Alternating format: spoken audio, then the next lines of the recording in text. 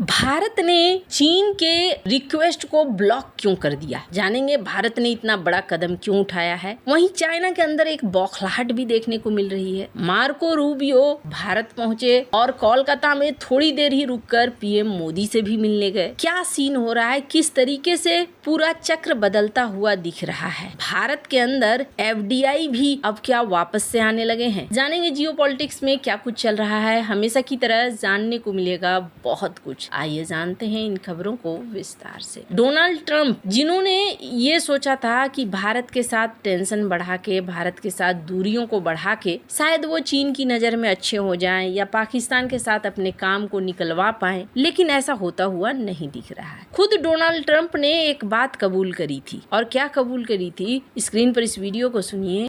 I was with President Xi, and I said to him, "We have the greatest military in the world," and he actually didn't agree. We had a great meeting. He actually didn't disagree with me on that very much, I will tell you. But we really do what we've done in Venezuela. You see what we've done to Iran is... इनका कहना है कि मैं जब Xi Jinping से मिला तो मैंने कहा कि हमारी सेना दुनिया की सबसे अच्छी सेना है, लेकिन उन्होंने सहमति नहीं जताई। अब कोई भी ऐसे सहमति तो नहीं ही जताएगा, लेकिन चाइना के साथ ऐसा सीन है कि इन्होंने डोनाल्ड ट्रंप को समझाया कि तुम जो चाह रहे हो वो मैं करने वाला नहीं हूँ। मतलब G2 का सपना पाले ट्रंप को झटका तो लगा। अब मार्को रूबियो भारत आए हैं तो रिश्तों को सुधारने के लिए भी आए हैं। मार्को रूबियो पहले कोलकाता पहुंचे, जैसा मैंने बताया था। हालांकि कोलकाता में इनका कार्यक्रम ज्यादा देर का था नहीं। वहां से फिर वो निकल गए और दिल्ली पहुंचे। दिल्ली में इनका स्वागत हुआ और फिर पीएम मोदी से मुलाकात हुई। पीएम मोदी ने ट्वीट करके ये जताया भी। ये स्क्रीन पर आप ट्वीट देख सकते हैं, जिसमें 2 तस्वीरें हैं और इन तस्वीरों में ये कह रहे हैं, हमने भारत अमेरिका के रणनीतिक पार्टनरशिप और जो रीजनल और ग्लोबल शांति सिक्योरिटी को लेकर इशू है उस पर डिस्कशन किया और हमने ये तय किया कि हम साथ मिलकर काम करते रहेंगे। ये एक जनरल भाषा है। खैर, एक बात तो है कि अमेरिका रणनीतिक पार्टनर था, आगे भी हो सकता है, लेकिन अमेरिका जिस तरीके से हरकतें करता है थोड़ा भरोसा करना मुश्किल होता है। पर हाँ, ये भी एक दूसरी सबसे बड़ी सच्चाई है कि इस वक्त अगर किसी की कूटनीति राजनीति चल रही है तो वो भारत की चल रही है। ये बात तो आप भी मानेंगे कि भारत एक इकलौता देश है जो चाइना के साथ भी डील कर रहा है। स्क्रीन पर एक आर्टिकल देखिए जिसमें कहा जा रहा है कि चाइना ने अब भारतीय फार्मा कंपनियों को अपने देश में आने देना शुरू कर दिया है। भारत की लुपिन नाम की कंपनी है जो इन्फ्लुएंजा के लिए, बच्चों के लिए दवाइयां बनाती है। उसके एक प्रोडक्ट को एंट्री मिली है जो चाइना के लोकल कंपनी के साथ एक MOU साइन हुआ है, जिसके तहत चाइना के अंदर भारत की इस कंपनी की एंट्री हो रही है। इसमें अगर आप देखें तो पॉजिटिव भी है, निगेटिव भी है। अगर पॉजिटिव देखें तो दवाइयों का सबसे बड़ा बाजार है, यानी खरीदार है चाइना। चाइना में दवाइयाँ खूब खरीदी जाती हैं। वहाँ से कच्चे माल जरूर आते हैं। भारत API खरीदता है, कच्चे माल खरीदता है, लेकिन दवाइयाँ बिकती जरूर है। दुनिया में दूसरा सबसे बड़ा देश है चाइना, जहाँ दवाइयाँ ज्यादा बिकती है। भारतीय कंपनियों का यहाँ घुसना या किसी एक कंपनी का घुसना, ये एक अच्छा सिग्नल है कि बड़ा बाजार आपके हाथ लग रहा है। लेकिन मैंने क्यों कहा पॉजिटिव है तो निगेटिव भी है। निगेटिव ये है कि दुनिया की कंपनी यही सोचकर चाइना के अंदर जाती है कि इतना बड़ा बाजार है और हम यहाँ से खूब कमाते रहेंगे।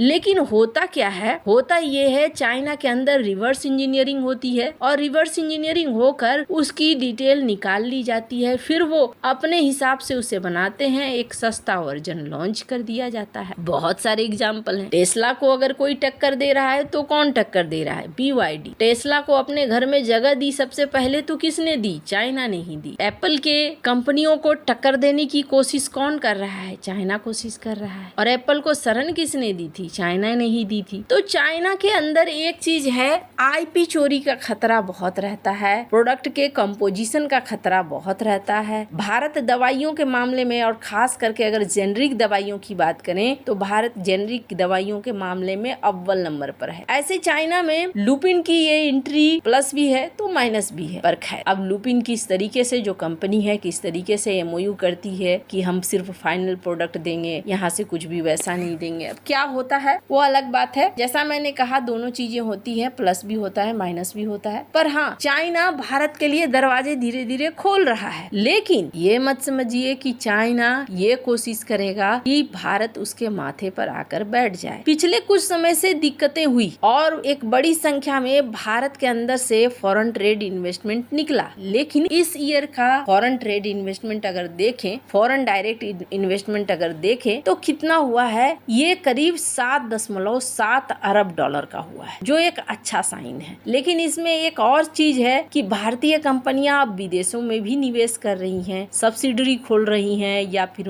दूसरे देशों की कंपनियों में निवेश कर रही हैं। कुल मिलाकर अगर आरबीआई की बात सुने तो आरबीआई ये कहता है कि भारत की इकोनॉमी स्टेबल है, सप्लाई की थोड़ी सी दिक्कत है। सप्लाई तो जब तक स्ट्रेट ऑफ हॉर्मुज का मामला हल नहीं होता है, रूस यूक्रेन का मामला हल नहीं होता है, दुनिया साधारण तरीके से नहीं चल सकती है। पर हाँ, भारत को इन सब का फायदा होता हुआ दिख रहा है। खैर भी भारत के इस बढ़ते कदम को कोई पहचाने या न पहचाने, चाइना पहचान रहा है। चाइना क्यों पहचान रहा है? क्योंकि चाइना ने भी खुद वैसे ही काम किए थे। चाइना को पता है कि यहाँ से रफ्तार पकड़ी जाएगी। अभी चाइना ने क्या किया, WTO में भारत के PLI स्कीम को लेकर ही केस दायर कर दिया कि भारत जो ये स्कीम निकाल रहा है, जिसकी वजह से कंपनियां आकर्षित हो रही हैं, कंपनियां इनके देश में पैसे लगा रही हैं, स्पेशल इकोनॉमिक जोन बनाने का आइडिया तो चाइना ने ही दिया था। चाइना में देन जाओपिंग ने अचानक से एक छोटे से गांव को स्पेशल इकोनॉमिक जोन में बदल दिया। दुनिया की कंपनियों को कहा यहाँ निवेश करिए, आपको टैक्स नहीं लगेगा और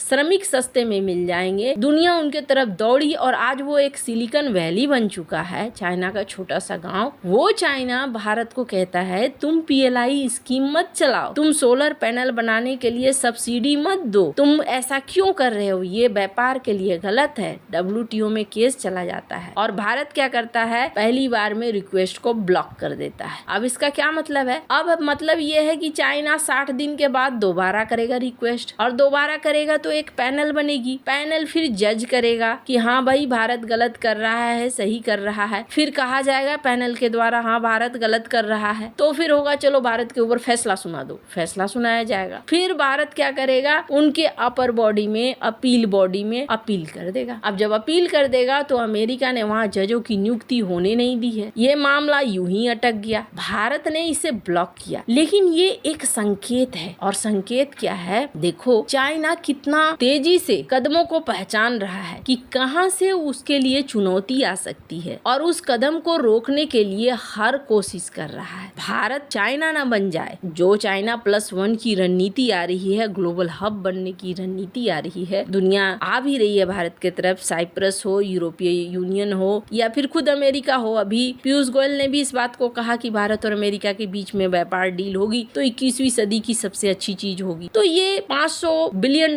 तक के व्यापार की बात हो रही है। आर्थिक तौर पर भारत अपने आप को मजबूत कर रहा है, ये चीज चाइना समझ रहा है और चाइना रोकने की भरपूर कोशिश कर रहा है। भारत ने उन्हें उनका ही दवाई पिलाना शुरू कर दिया है। आपको क्या लगता है इन सब मामले में, आपकी क्या राय है? कमेंट कर जरूर बताएं। जल्द मिलते हैं अगले वीडियो में नई खबर के साथ।